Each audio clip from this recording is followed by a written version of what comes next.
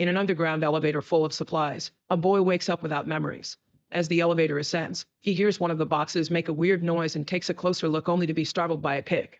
When the elevator reaches the surface, a door opens and dozens of boys appear to look at him. Gally jumps in and calls the boy a greenie before taking him out. The guy panics and starts running to escape, but he discovers he's in a small glade surrounded by huge walls, so there's no exit.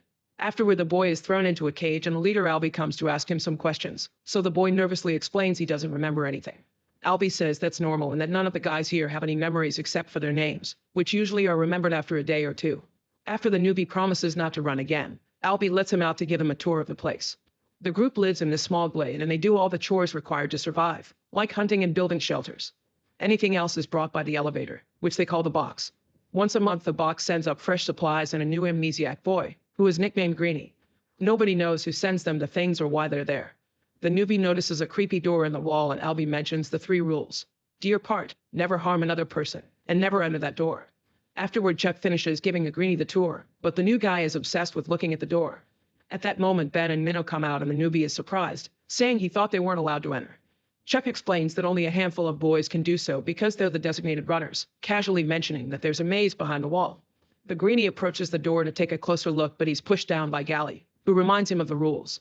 As the new guy freaks out and demands an explanation, the other boys surround him to try to calm him down. The conversation is interrupted when the maze starts moving and the door suddenly closes. That night, the boys throw a party to celebrate the new arrival. Newt tells the Greenie that the runners go every morning into the maze to map it. They've been looking for an exit for 3 years but haven't found anything yet. At that moment, a strange noise can be heard from the maze and Newt explains it changes every night. If the runners don't come out before the doors close, they have to spend the night in the maze and nobody has survived such a thing because monsters known as grievers kill them. The Greenie wants to be a runner, but Newt says runners are chosen. Then the newbie is accidentally pushed by Gally and another kid who are currently wrestling. Gally asks him if he wants to wrestle too and all the boys form a circle around them. The rule is simple. Whoever pushes his opponent out of the circle first wins. The fight begins and Gally immediately shows off his skills, easily throwing the newbie around while mocking him with nicknames. After some struggle, the newbie manages to grab Gally and throw him on the ground, which impresses everyone. Gally immediately retaliates by kicking him to make him fall and the newbie hits his head pretty hard, causing him to remember that his name is Thomas. That night, Thomas dreams about running, a strange lab, and a woman's voice saying wicked is good. The next morning, Albie takes Thomas to a place on the wall where all the boys have carved their names. While Thomas adds his, he notices some names were crossed out because they died. When Thomas goes to the woods to pick up fertilizer, he finds a grave and a bunch of bones in the ground.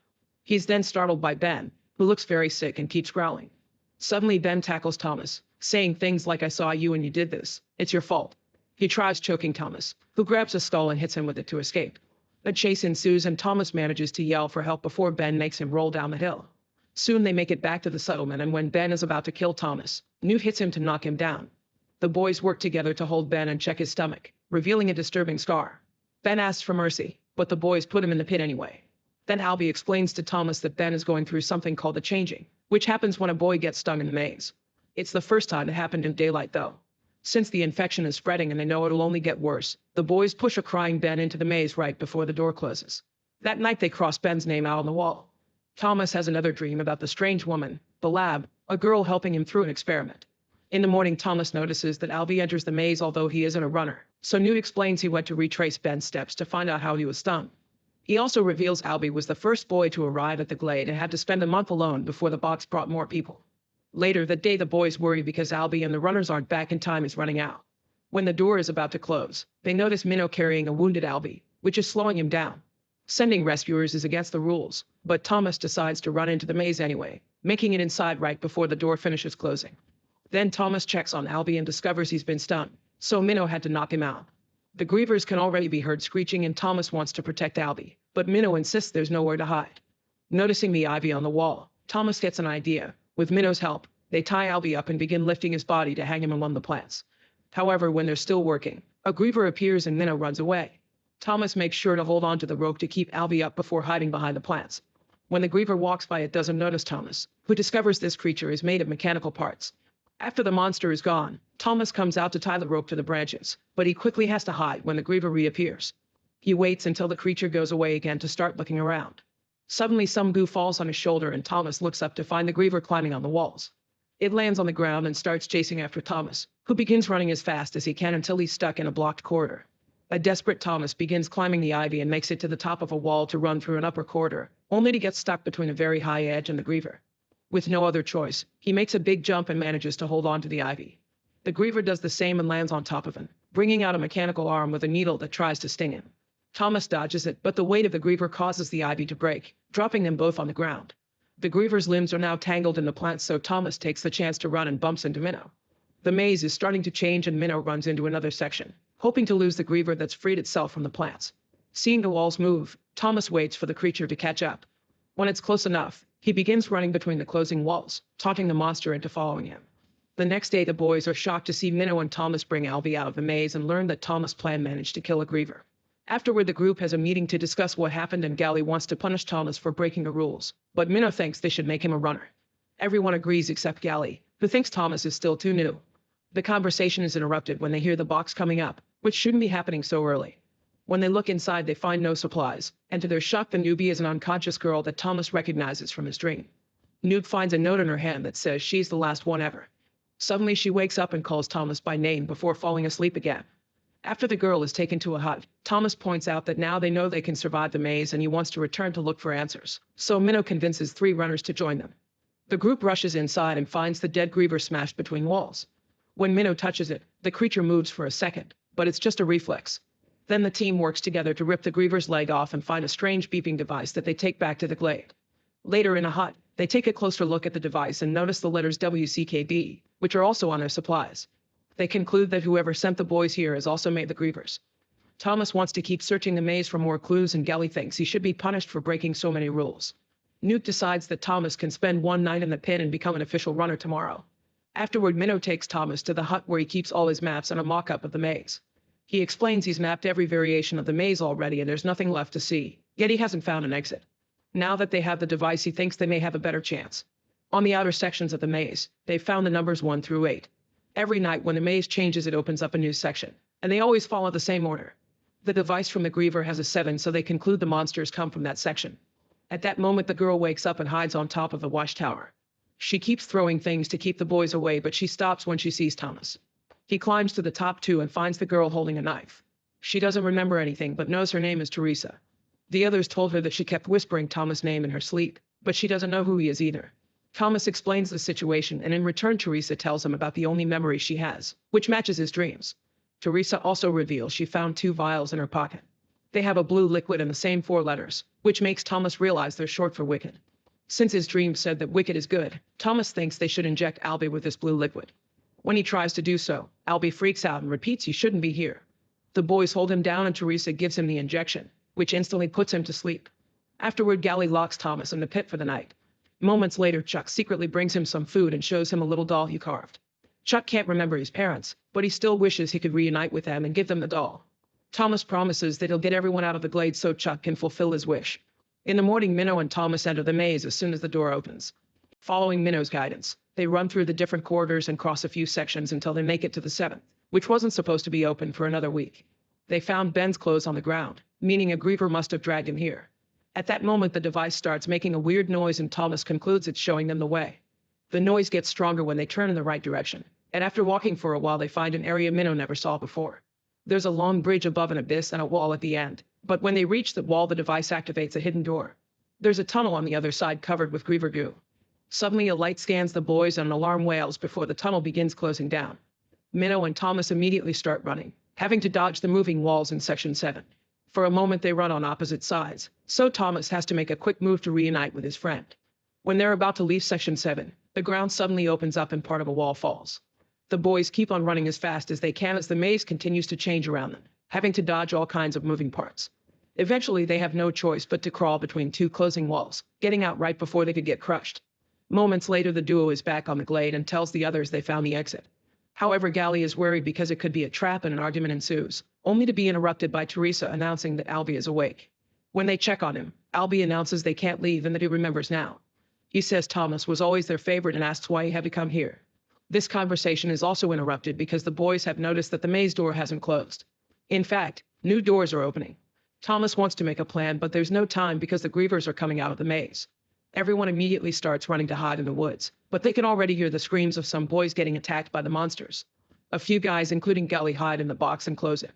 When a boy outside asks for help, a griever hears him and captures him too.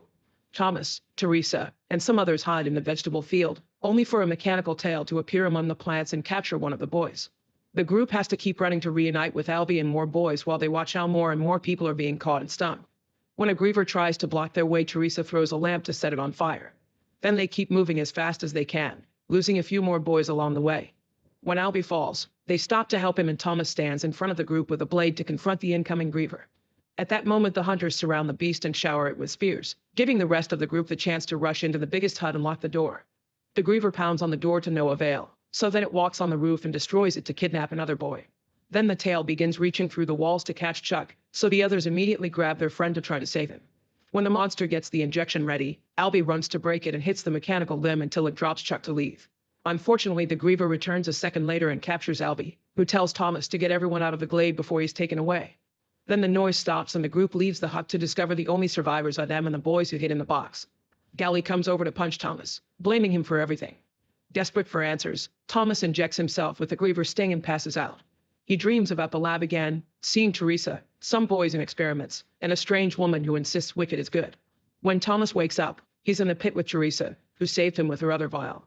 Newt, Minnow, and Chuck come to check on them and explain Gally has taken control of the group by convincing them that everything is Thomas' fault. To their shock, Thomas agrees and tells them what he's remembered.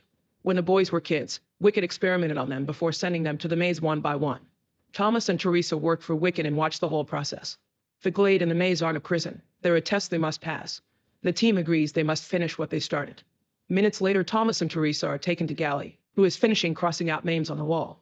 Gally wants to throw the duo into the maze, but some of the boys are hesitant and think Thomas may truly know the exit. Thomas uses the distraction to bring down the guards holding him, and Minnow keeps Gally still by threatening him with his blade. Then Thomas announces he and his little team are leaving, and everyone is welcome to join them. Gally thinks he's crazy, but half of the boys enter the maze with him. After lots of running, the new group makes it to Section 7 and finds a griever guarding the tunnel. The teens rush down the bridge and attack the beast, surrounding it with their spears and blades. They start pushing while dodging the attacks from the tail, which still manages to throw a boy off the bridge. During the struggle, Teresa attacks a mechanical leg and it accidentally hits the device, causing it to fly off. Chuck immediately runs to retrieve it and ends up on the edge of the bridge, where he sees a second grieve climbing up. Thankfully, Teresa pulls Chuck back before he falls.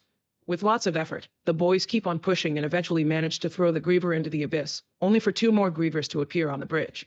While the boys hold them back and lose more people, Teresa and Chuck take the device to the door to open it and reveal the tunnel. The duo runs inside and finds another door that won't open without an 8 code number. Thomas concludes it must be the sequence of the maze sections, which Minnow starts reciting.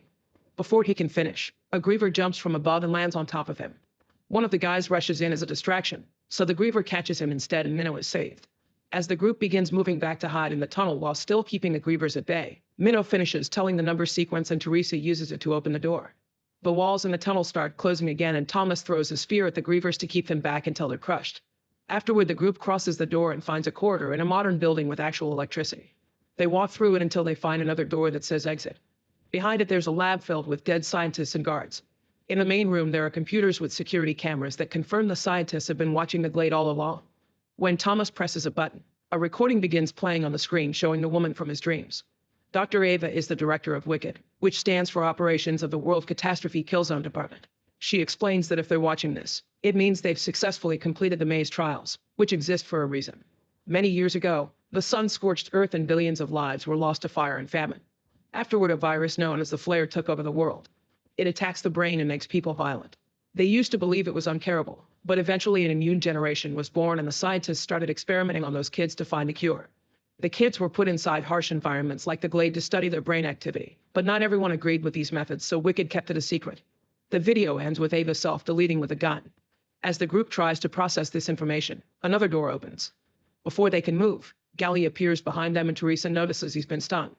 Gally says there's no freedom out there and opens fire at the same time that Minnow throws a spear at him to kill him. Unfortunately, the stray bullet hits Chuck, who gives Thomas his little doll and thanks him before dying. While the group cries for their lost friend, a bunch of armed men appear to drag them out of the lab. A helicopter is waiting for them outside to take them away. Meanwhile, Ava is still alive and telling her colleagues that Thomas has taken the bait, so Phase 2 begins. Make sure to subscribe and turn on notifications so you can watch more videos like this. Thanks for watching.